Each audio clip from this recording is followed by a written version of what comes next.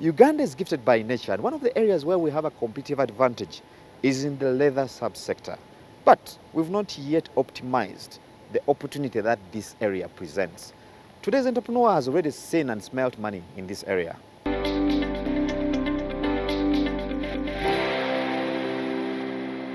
I'm Dida Sibusinge, team leader, Komoka Skills Hub.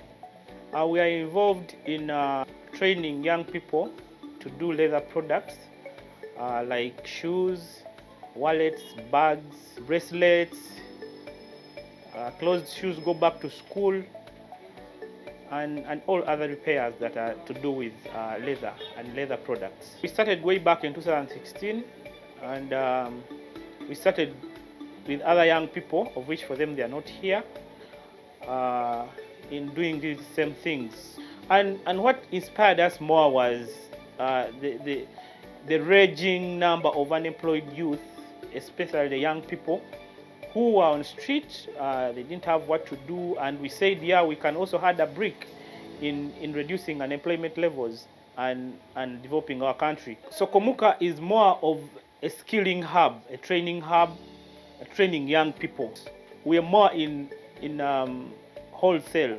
We deal more in wholesale, people who come and take wholesale. But we have clientele as far as Sudan, as far as Kenya, Tanzania, Rwanda, and even here Kampala, even upcountry. I mean, UGIA is an organization that brings together small and medium enterprises to work together towards success. UGIA has helped us a lot. They really want us to grow. Since we entered in 2018, they have been coming through trainings, through meetings and nurturing, telling you what to do now, what not to do, trying to look for markets. For SMEs, taxation suffocates them. Because for an SME, you're just starting. You're from scratch, you're trying to gather stones so that you can make it. But then government comes in with taxation. Taxing people is good, but it would be on another level, but not on the initial stages of people who are trying to grow. What sets Komuka Skills Hub apart from other businesses is that as a hub, we do more of skilling than typical business. Yeah, we do business because we want to sustain ourselves. We also do good products. Our products are really legit. Even if you find them in the market, you will say that these are typical Komuka products. The principles that have governed Komuka to stay afloat, most important is trust. If you have trust with your clients, that means you will have an easy business to move.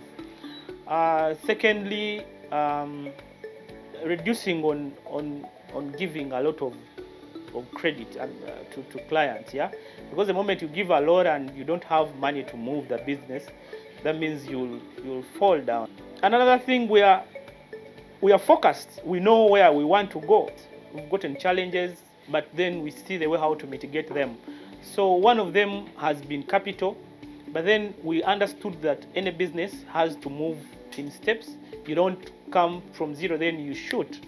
So we knew we can slowly by slowly get small capital and add up, and now here we are. No one has funded us, no one has given us money, but through the businesses, reinvesting small monies that we have, yeah, we mitigate that challenge. Then the challenge of the mindset, and that is the most important problem with Ugandan products, not specifically Komuka products, but products that are made from Uganda here. People have a stereotype on them. They say they are not quality. They say we don't know how to do them. They say because there are other Chinese and other products flocking in. Yeah, so you find that market is stiff in that way. But then for us, on that, we continue making quality products. Lastly, we've got a challenge of machinery. Yeah, material and machinery. Machinery, in terms of these things that we use, you find that they are not here in Uganda, but they are too expensive. And to get them, from where to get them, because we had a donation here from China, but we cannot bring in the machinery. Why? Because we don't have the money to ship them, we don't have the money to pay taxes, and yet the government would remove the tax, and we work because we are nurturing young people, we are creating employment, but they don't address that. But instead, we are still liaising with some government officials to see that they can reduce or even remove taxes on these things that try to create jobs. We are not where we want to be, but again, we are not where we were like 5 years back. So we see, even by Mayor being here, it is a very big achievement, and it is by God's grace. We want to build a school, we want to build a factory, so it is going to be reciprocal, it's going to be a cycle. You come from a school, you enter straight in the factory. I would say government needs to reform very, very much in policies in regard to micro, small and medium enterprises. Because you hear they give tax holidays to people who are coming from abroad to come and invest here. But us who are starting from zero and we are natives, we are growing our country, they are not giving us any incentive. We employ a lot of people, but they don't give us a hand. So what I'm saying, in terms of policies, let them tailor policies that favor nurturing businesses in the country.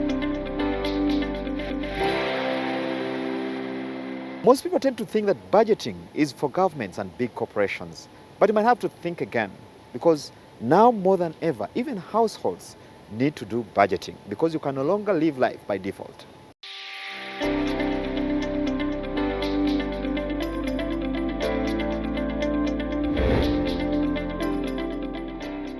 I operate schools, and schools are cunning in such a way that when the term is starting, money keeps on coming in. And most times school proprietors forget that the same money that has come in is going to take us for the next 4 months. So we have gained as the Eaglet schools, because before a term starts and before a year starts, we always have to budget and ensure that all the facets, all the departments, all the expenses, the current, the fixed expenses, the variable costs and expenses are all captured within an organization. And it's because of that that we rarely have what we call a deficit, for the lack of clear budgeting. Many schools suffer greatly. By the second or the third month of the term, they don't have enough to go through. And that's where you hear issues of non-payment of salaries. That's where you hear when children are complaining, they're not able to have all the requirements they're supposed to get at a school. In our innovation and technology segment, we're looking at diabetic shoes. We have Ugandan companies that have seen opportunity here and have gone into that. My name is Persis Namuemba. I'm a registered nurse and a senior nurse at Bravo Podiatry Foot Care Services. We started in 2019 offering podiatry under Bravo Shoes, and our aim was to sensitize and help people about feet-related issues, especially people living with diabetes. When you wear diabetes shoes, one of the things we are aiming at: pain reduction, prevention of skin breakdown, prevention of callus formation, better motion control, and reduction of foot problem occurrence in high pressure areas of the foot. So we have different types of shoes depending on the presentation, depending on the condition. We cater for those that have diabetic ulcers. Remember that in diabetes, we usually get patients who have peripheral neuropathies, whereby they are prone to ulcers due to the nerve damage. So someone might step on fire and might not realize that he or she has gotten a wound. So depending on where the ulcer is situated, the diabetic ulcer, with the ulcer I mean the wound, with this shoe, it's the right of loading shoes, Y4. When you look at it, they are also, this one is straight, and this one has a depression in front, meaning the patient has an ulcer in front on the right foreleg. So when the patient puts on this, we will reduce pressure, whereby all the pressure will be exerted behind rather than the wound itself. And this will take like a month or 2 months with good wound care and also medication, taking medication and changing the lifestyle as well. With me, I have another pair of offloading shoes, but this is the right offloading shoes, Hind. Why Hind? This is how it looks like. So it has a depression behind, and this one is flat. How it works, we are releasing pressure, the patient exerting pressure from where the diabetic ulcer is. Now for this one, the patient will be having a diabetic ulcer in the behind part. So when the patient will be walking, he or she won't be exerting pressure where the wound is. We teach our patients how to use this pair of shoes depending on the condition, like I said. So we have another pair, but they are different. We call them neurocare shoes. This one is Laura for ladies, and this one is Comfit for men.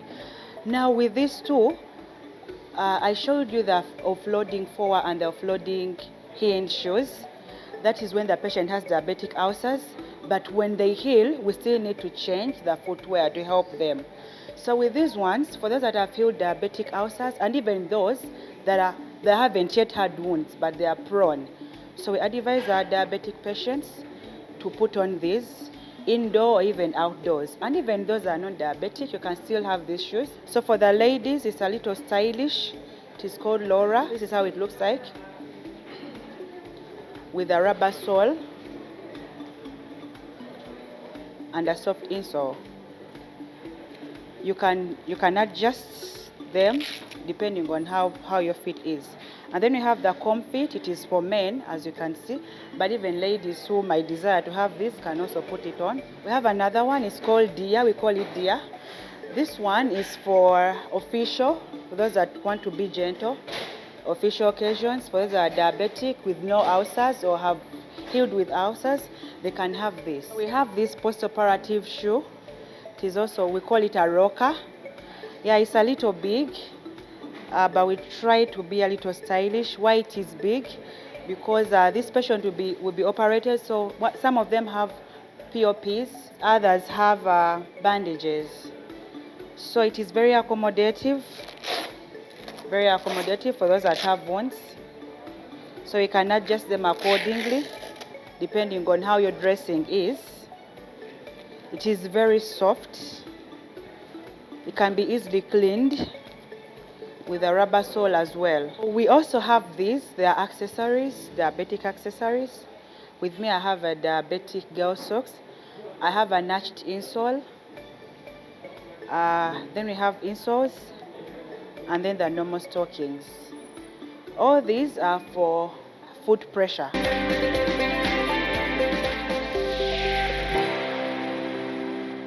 That's where it brings us to the end of this edition of Money and Markets. Thank you for being part of the show. However, we'd like to keep the conversation going. So if you have any questions, comments, or suggestions, drop us a line on the address on your screen and visit our digital platforms for more of these stories that can help you build your business, grow that money, and then keep it. I've been your host, Charles Boji from Yan Team. I'd like to wish you a very good evening and God bless.